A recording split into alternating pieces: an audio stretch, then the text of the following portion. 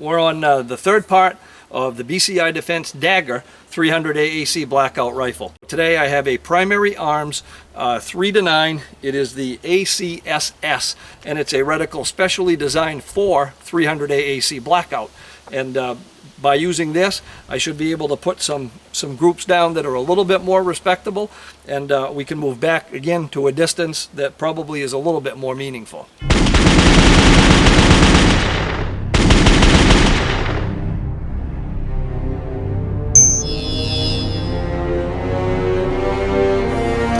So I've got the primary arms ACSS sight dialed in for what I think is pretty good at 30 yards. I wanted to sight it in close. We didn't have to expend unnecessary ammunition, and at least get it back to where we were when we had the Spark 2 on it. And then we can start moving backwards. That little additional bit of magnification and the fine type of reticle that's in here will let us shoot a lot more accurate of a group if we're trying for that type of accuracy, at least for me, than a red dot sight will do. So I'm going to lay down right now another 5-shot group.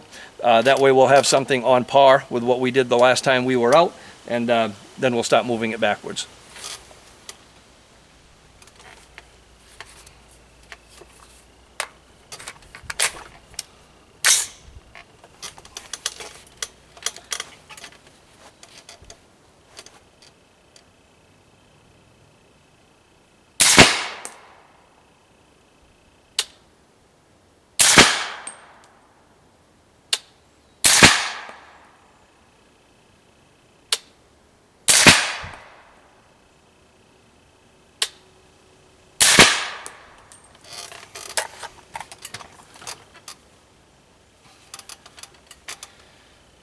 Yeah, that looks like a good group to me, and kind of like we did last time, we just laid 5 rounds over 5 rounds that we threw down previously, so it's certainly consistent. And once again today, we're testing the discrete ballistics subsonic ammunition, the 190 grain stuff that they make specifically for 16-inch barreled rifles. While we're all set up right here, because this is something that's going to come up sooner or later anyway, I think it's a good time to take care of it. Let's lay down a 5-shot group with some supersonic ammo as well, because at this type of distance, the point of aim versus point of impact with subsonic versus supersonic, it's a little bit different, but it's not a lot of difference. Once we get back to some of these further distances, it's going to be a huge difference. And again, while we were myth busting the other day with the 300 AAC Blackout, this is something that there is a lot of information and misinformation about. So let's put down a 5-shot group with supersonic. Let's see where it is in relation to the subsonic, and then we'll do the same thing once we move backwards a little bit. And this is MagTech 123 grain ammunition.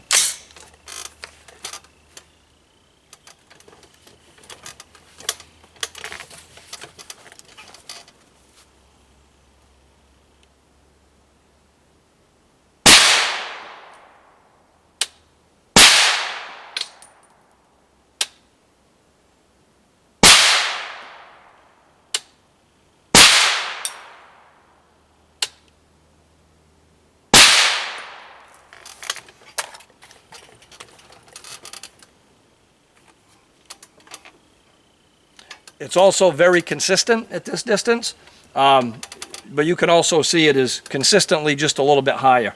And again, as we move back further, like we're going to do right now, you're going to see that spread between supersonic and subsonic really start to stretch out. So we're back at 50 yards, and I've already removed the caps to the sight because there is no doubt in my mind that we're going to have to make some adjustment. When you're dealing with the 300 Blackout subsonic loads, there is an extreme amount of difference between point of aim and point of impact as you change yardages. So I'm going to fire a couple rounds, try to dial it back in for 50 yards. And I didn't bother to do this before this segment of the video because I wanted you to see just how much difference there is as you move back in yardage.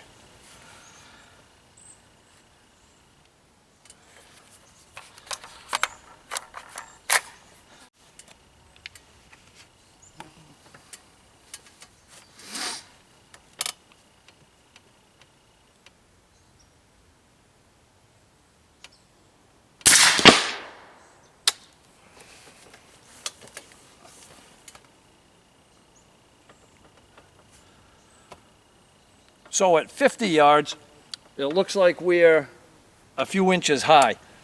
I'll shoot a couple more rounds, and as long as they're grouping okay, I'm not going to bother to adjust it.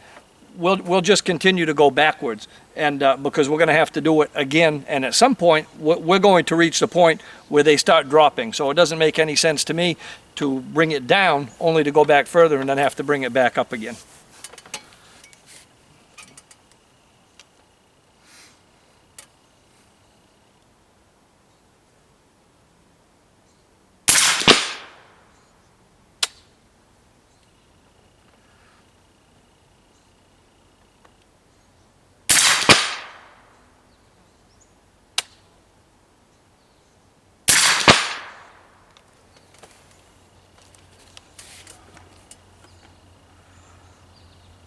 There we go. While we're right here at 50 yards, let's try a 5-shot group with the 123 grain MagTech Supersonic. And you remember what it looked like at 30 yards, where the groups were, you could tell them apart, but they weren't anything more than just noticeable. They weren't a significant difference.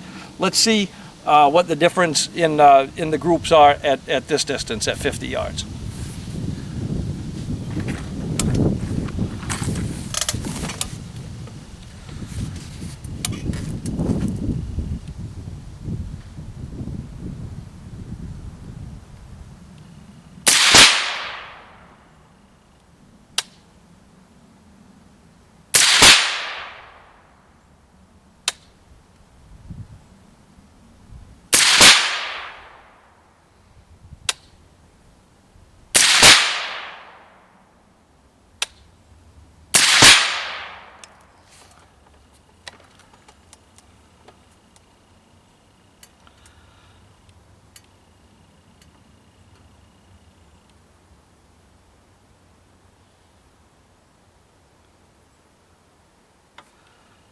So I actually had to zoom the camera out. That's really the cool part of being able to control that from right here, because the Supersonic weren't even hitting within that frame that we had focused on.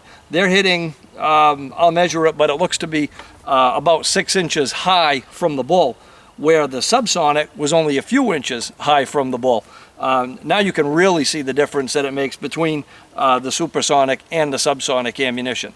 Still a good group, but you need an entirely different point of aim to get the point of impact that you want.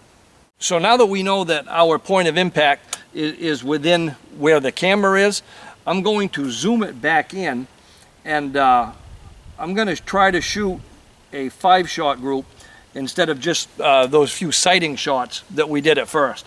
And we'll see where we can put these. Now, I haven't adjusted the sight at all, so they should be in exactly the same place as that first 4 that we used just to check the sight. Once we determine where we want to be for accuracy, once we decide where the optimum distance is for us, then we'll sight it in, for dead center at that distance, so we don't have to keep moving it back and forth as we try different things. Right now we're at 50 yards, and we're using the same sight in that we established at 30.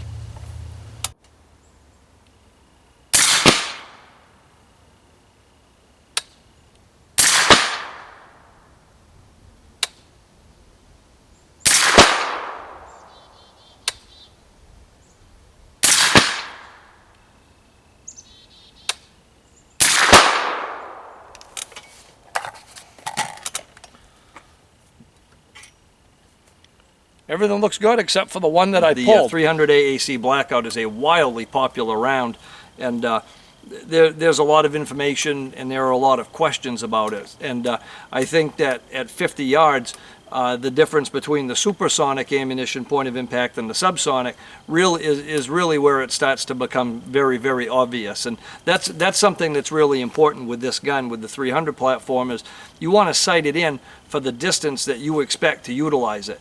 And if you're given a curveball, that's where something like this Primary Arms ACSS comes in, because it has a reticle in it, a bullet drop compensating reticle that allows you to be able to dope distance for subsonic ammo and for supersonic ammo. So you can really get the most out of this platform, and it's tough to do that with just a single fixed sight. Versatility is really where this platform shines, and this particular combination is really starting to look pretty awesome. So that's where we're going to wrap things up for today.